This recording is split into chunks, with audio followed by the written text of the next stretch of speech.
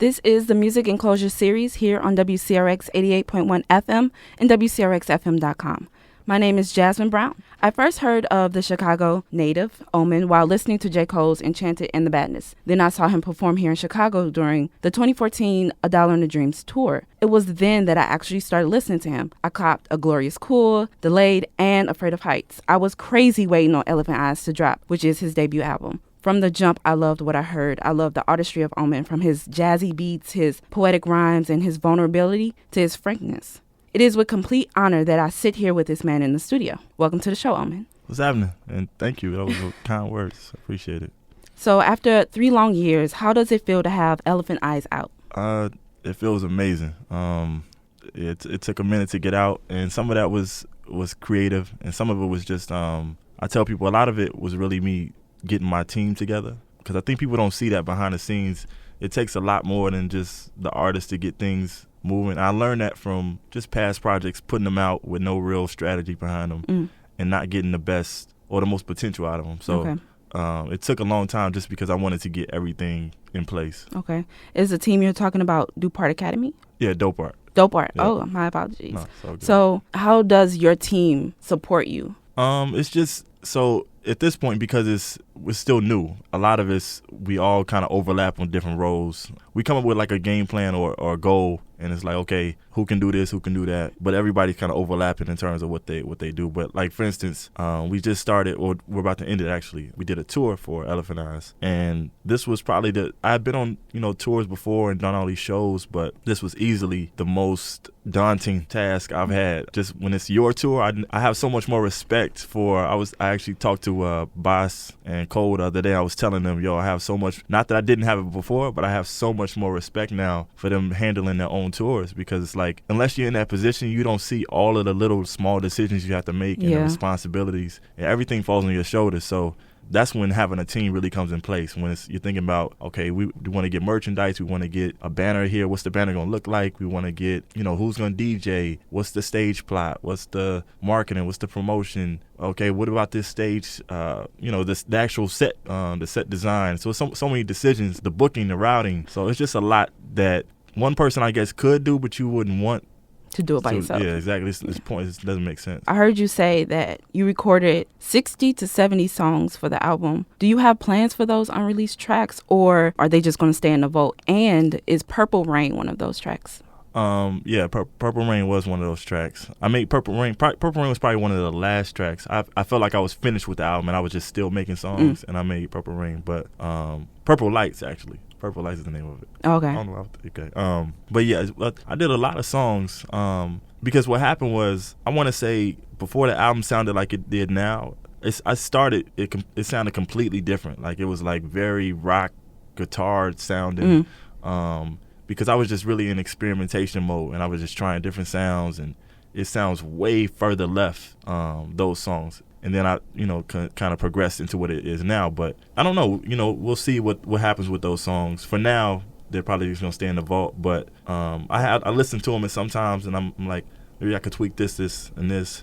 And some of those songs I think could work, just they work in a different, for a different project, because the sound is so different that I didn't want, that was the hardest part, honestly, making the album, was cutting songs. Yeah. Because it was songs that I loved, but I was like, is this necessary? Am I saying this on another song? You know what I mean? Is this, I wanted everything to be on there with a purpose. I just feel like less is more anyway, especially today. So yeah, we'll see what happens with them. That leads me to my next question, actually. So what are you telling your fans on Elephant Eyes? What is the purpose behind the album? So a lot of it's really just describing myself through storytelling. So I think in the past, I would kind of dabble in storytelling here and there, but I had to, for some reason, I would always try to like explain myself through songs. Like, this is what I'm going through, A, B, C, D, E, F, G. And so I was like, you know what, I think it's better. I felt like my strength was in storytelling. So I was like, why not use storytelling to show who you are? You don't have to just say it. You don't have to say I'm strong. You can tell a story that showcases that you're strong. You know, I think that's more. It's more interesting. So it is. A lot of it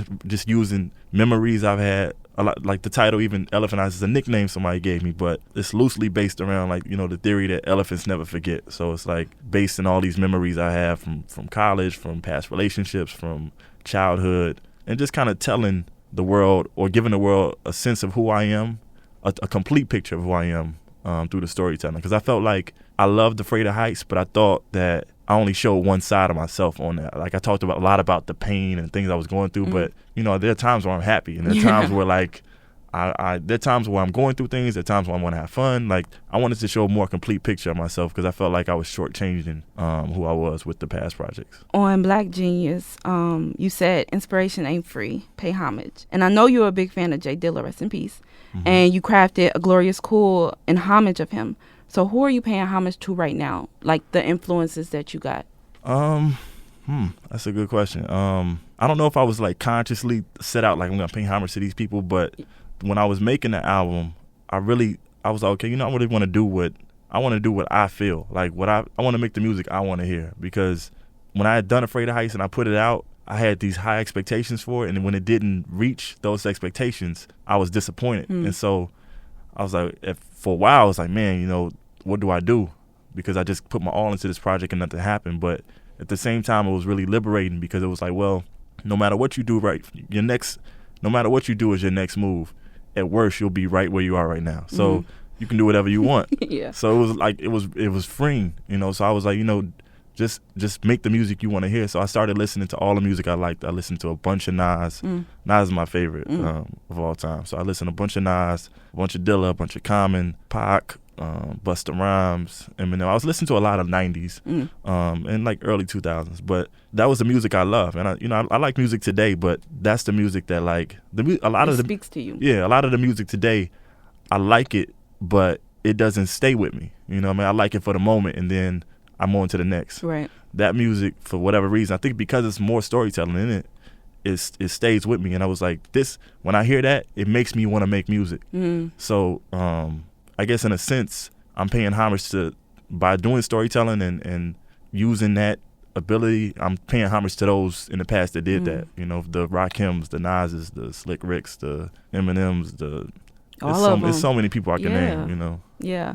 So there's this thing actually going around on social media, which I'm going to touch on later, but it says, blank raised me, blank changed me, blank saved me. So when I did mine, I said, Pac raised me, X changed me, Cole saved me.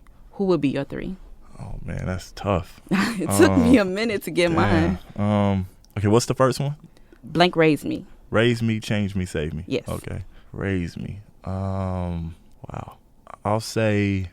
This ain't set in stone or nothing. I know, it's just tough. You know, I'll say Pac raised me.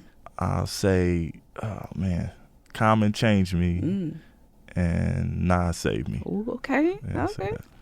Right now on Music Enclosure is the Turn Down King himself, Omen. He recently released his debut album, Elephant Eyes, on July 21st of this year, and is currently on his first solo tour, the Elephant Eyes Tour. So, your first solo tour, how exactly is that? Like, I know you said earlier that it's a little bit nerve-wracking and it's a kind of stressful because you're doing everything, but other than that, how is it? Other than that, honestly, it's probably the most amazing thing I've ever done. Like, it's not a long tour. We did a couple cities, but I was having a conversation with a friend of mine the other day, and I was like, you know, I've been making music a long time, but all of these years, all of these shows, all of these events and tours, I was always trying to win over the crowd because they weren't necessarily there only to see me. Right. So this was the first time where I didn't have to win anybody. They were there already to see me. They already sold.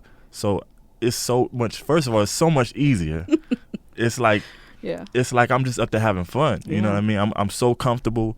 You know, it's amazing to have people say your words back because I don't think people understand. This is like, I met a girl a couple years ago who got a tattoo of some lyrics on her foot, and I was always just like in awe of that because for me, from my perspective, it's something I wrote in my room, you know, in a notebook that I never thought would reach to that point. And so to see, you know, to be like in rehearsal or be in my room envisioning these things happen, and then to be in the moment and you see like people, their reactions to the words and like things they tell you after the show and how it affected them, it's something that you can't even really put into words. You know what I mean? It's so crazy. I was saying the other day, because the tour is going on now, so I've been having all these conversations. But all of these years I've been doing music, and when we had the show in LA, I'm not gonna lie, I was so nervous. And I honestly don't get that nervous before shows, but because it was like my first solo show, first headlining show, I just wanted so many things to go right that I was like, this got to go like this, this, and this. And I was like, just chill out, take a breath. And as soon as I hit the stage, I was comfortable. But it's just,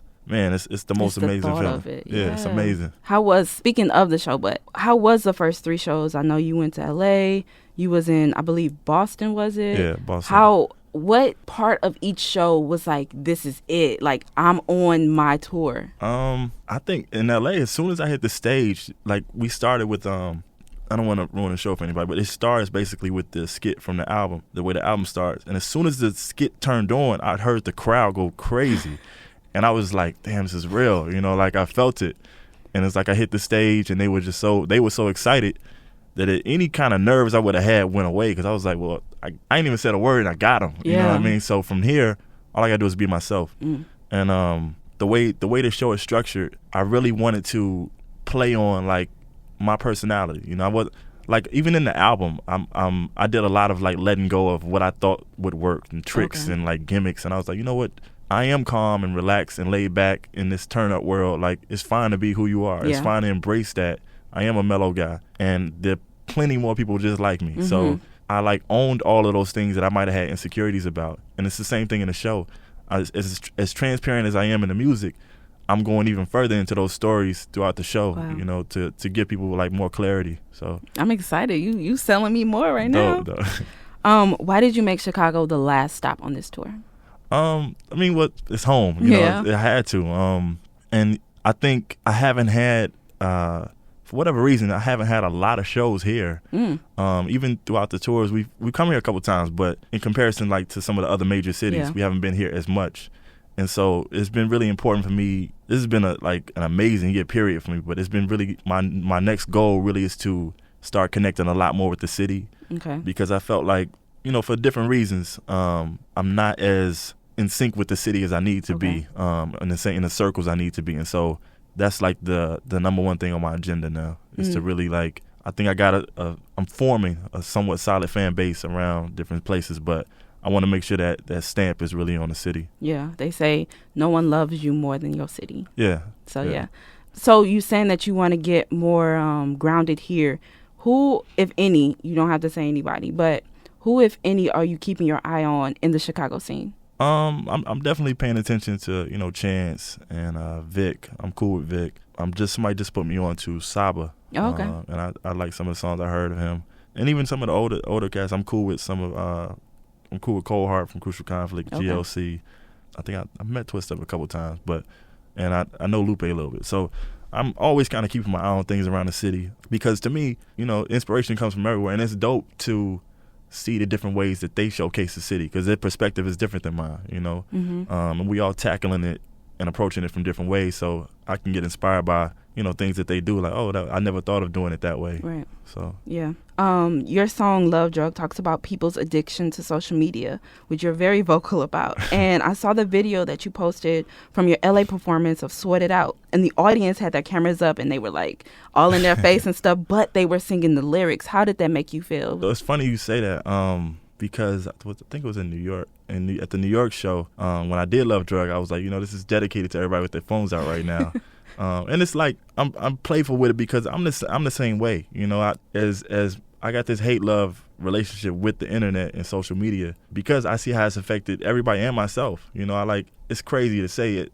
As I'm attempting to be a public figure, an entertainer, I was the person that never liked attention at all. Like, I didn't need it. Right. In high school, I could just stay to myself, and I was cool with it. I didn't need any attention. And the further you get into this industry, especially with social media, you start to assimilate more and more, and you're like, well, you start getting insecure about your likes and your retweets and I'm so like that. All of this stuff that you didn't care about right. a couple years ago, and so it's like I just start analyze. I'm an overthinker. I analyze things, and I'm like, where is this leading us to, or where is it leading me to? Like, why do I care about these things? You start to care about people's opinions more than you should. It's a lot of like Twitter A&Rs and people with opinions that don't really need to be having or opinions that don't even really know they don't know what they're actually talking about.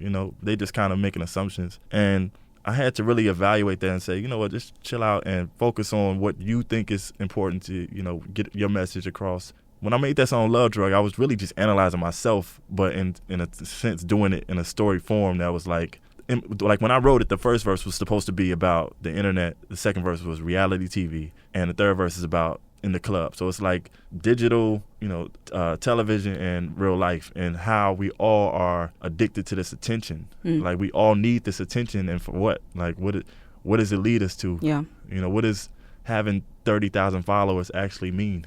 Really nothing. Yeah. Like how many can you call right now and they show up? I don't think that exactly. many. So. And you're very vocal on Twitter though. Like anything that pop up in the media that you feel, I feel like that you feel is relevant, you want to talk about it, and then you give your spin on it. It's quite interesting. Like I don't know, when I read your tweets, not to sound Spanish, but when I do read your tweets, I'm just like, okay.